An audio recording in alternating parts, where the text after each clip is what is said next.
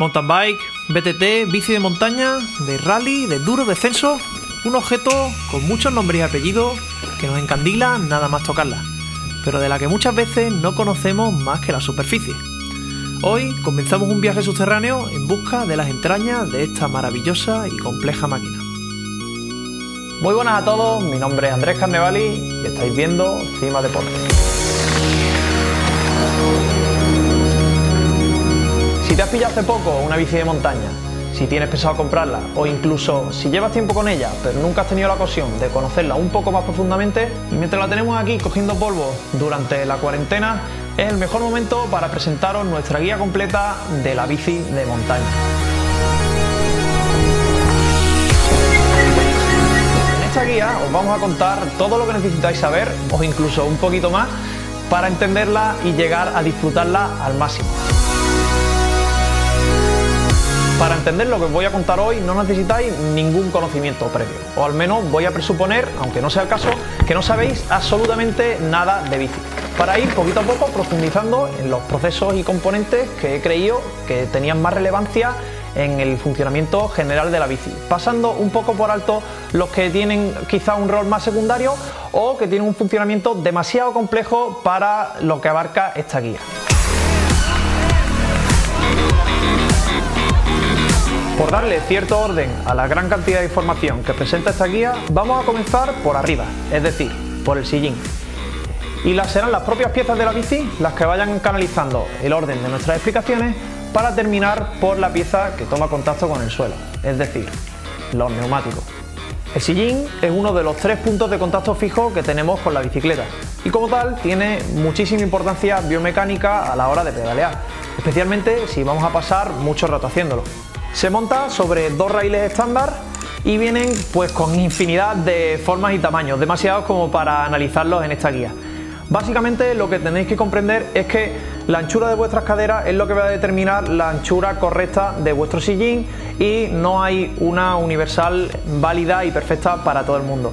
Moverlo adelante o atrás sobre sus raíles también puede resultar de gran utilidad a nivel biomecánico. Como elemento de control, la importancia del sillín es bastante pequeña, llegando a existir incluso formas de quitárnoslo de en medio cuando no lo necesitamos.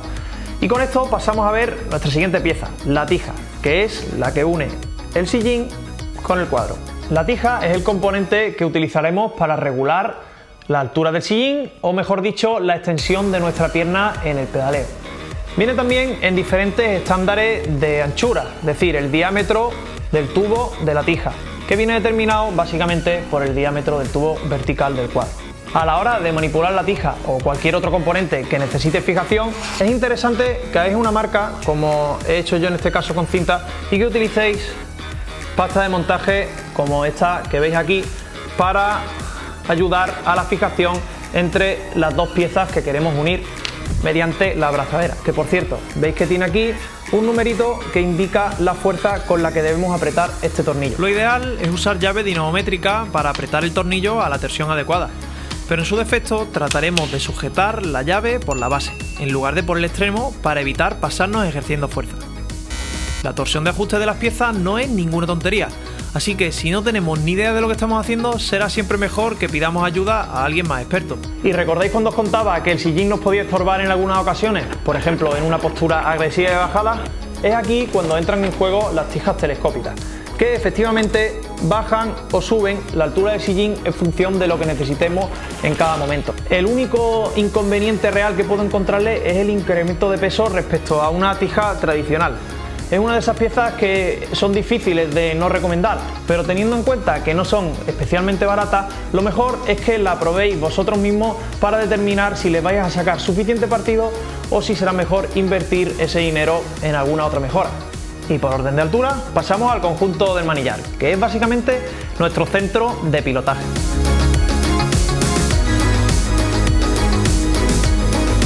A nivel biomecánico, la anchura de nuestros hombros es la que va a determinar la anchura adecuada de la barra del manillar, pero dependiendo de nuestras preferencias de pilotaje podremos escoger una anchura mayor o menor.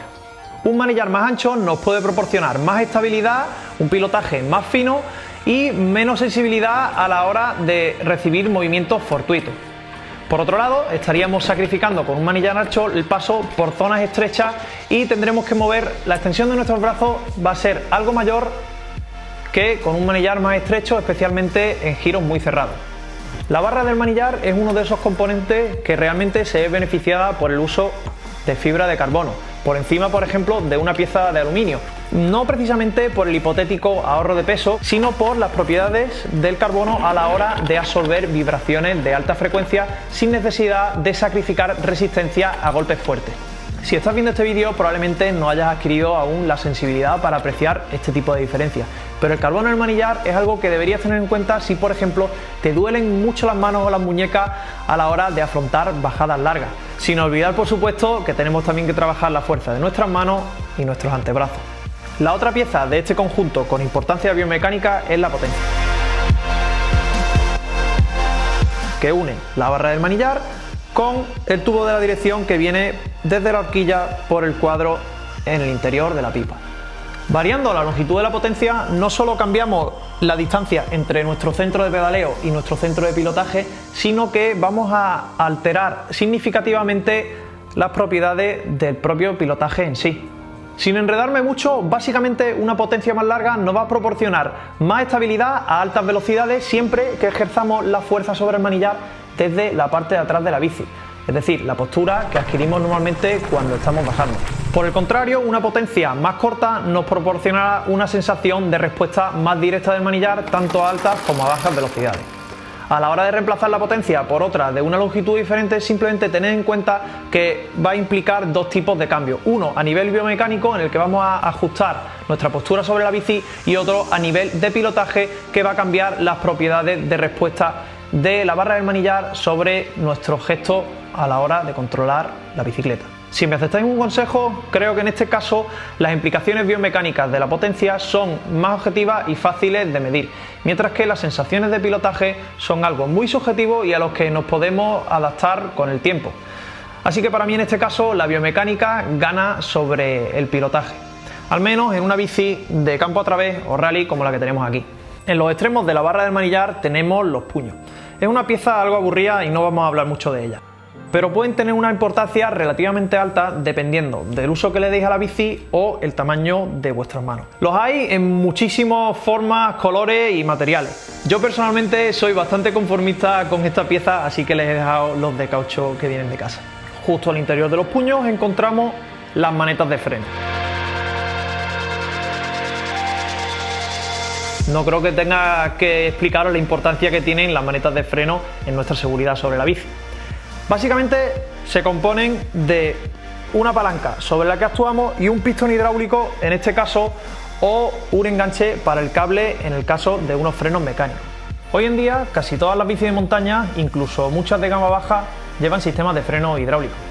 Su sistema de funcionamiento se basa en la propiedad de los líquidos de que no se pueden comprimir, algo que podemos explicar a nivel rudimentario con un sencillo experimento. Lo que hay dentro de estas dos jeringuillas no es más que agua con colorante, como podéis ver en mis manos. El agua, como cualquier líquido, no se puede comprimir, de forma que cualquier movimiento que apliquemos con nuestra mano derecha se trasladará al émbolo que hay en la jeringuilla de la izquierda. Si tiramos, el de la mano izquierda, retrocede. Sencillo, ¿verdad? Pero ¿qué pasa si por lo que sea mi sistema tiene una pequeña fuga y le entra algo de aire? Mucho aire en este caso. Volvemos a cerrar el sistema. A pesar de que el movimiento se seguirá trasladando, en este caso vamos a ser capaces de, con la fuerza de nuestra mano izquierda, resistir el movimiento de nuestra mano derecha. Veis que el pistón se está comprimiendo y sin embargo en mi mano izquierda no se está recibiendo prácticamente ningún movimiento. Estoy recibiendo la fuerza, pero lo puedo resistir. ¿Por qué sucede esto? Porque el aire, como cualquier gas, sí se puede comprimir. ¿Qué implicación tiene esto en nuestro sistema de frenos hidráulicos? Que si por casualidad le entra aire, nuestra frenada va a ser esponjosa, vamos a frenar con menos fuerza o directamente puede llegar a fallar por completo. ¿Y por qué los sistemas de freno hidráulicos usan aceite y no agua? Hemos visto que funciona con las jeringuillas. El agua, para empezar, se congela a 0 grados, así que no podríamos utilizar la bici en temperaturas bajo cero. Y por otro lado, podría llegar a hervir si suponemos al sistema a suficiente calor. Y ya sabemos qué pasa cuando tenemos un gas dentro de un sistema hidráulico. Sin embargo, el aceite no se congela a 0 grados y en segundo lugar no seremos capaces de hacerlo hervir a las temperaturas a las que vamos a trabajar en una bici de montaña. Por otro lado, el aceite actúa como lubricante de todo el interior del sistema, evitando que se oxiden las piezas y que continúe su funcionamiento correcto. Pero incluso en un sistema perfectamente sellado, lo cual no existe, el calor generado por frenadas prolongadas acumuladas en el tiempo hará que el aceite se oxide y se vuelva menos viscoso, contribuyendo al deterioro interior del sistema y a su permeabilidad. La traducción de esto básicamente es que no cambiar nuestro aceite a tiempo puede no solo provocar fugas en sí mismo, sino contribuir a que se estropeen algunas piezas de manera irreversible. Y para terminar con el aceite, ya solo necesitáis saber que existen de dos tipos, mineral y sintético. Y como ocurre con otro tipo de líquidos, por ejemplo el ron y el whisky, esto me lo ha contado un amigo, no se pueden mezclar, si mezcláis, malo. Desde el depósito y al empujarlo con el pistón, el aceite baja por el latiguillo hasta las pinzas de freno. Dentro de las pinzas, las pastillas, que son las que finalmente cierran el circuito entrando en contacto con el disco y provocando la frenada. Las pastillas están hechas de un compuesto que se desprende fácilmente al friccionar con el disco, evitando así la abrasión temprana del propio disco. ¿Y por qué queremos esto? Sencillo, un set de pastillas cuesta 10 euros o menos y lo podemos reemplazar con bastante facilidad. Bueno, un disco también se puede reemplazar fácilmente, pero cuesta 4 o 5 más que un set de pastillas. De esta forma, cuando el compuesto de las pastillas se gasta, o idealmente un poco antes, es decir, antes de que llegue a la montura de metal, es necesario reemplazar las pastillas. Si no, lo que haremos es que dañaremos el disco y será necesario reemplazar las pastillas y el disco. Este proceso tiene un pequeño problema, y es que según se va gastando el compuesto de las pastillas, vamos aumentando el espacio que hay entre las pastillas y el disco, aumentando también el recorrido muerto de la maneta entre que aplicamos la fuerza y la pastilla entra en contacto con el disco. Pero los ingenieros de freno hidráulico también han pensado en una solución para esto. ¿Veis esta tuerquecilla que hay en la base de la palanca? Sirve para modificar el recorrido de la maneta. Si nuestras pastillas se gastan hasta el punto de que la maneta prácticamente llega a tocar el puño, lo único que tenemos que hacer es accionar la palanca hasta separar la maneta lo suficiente para que el recorrido vuelva a ser normal.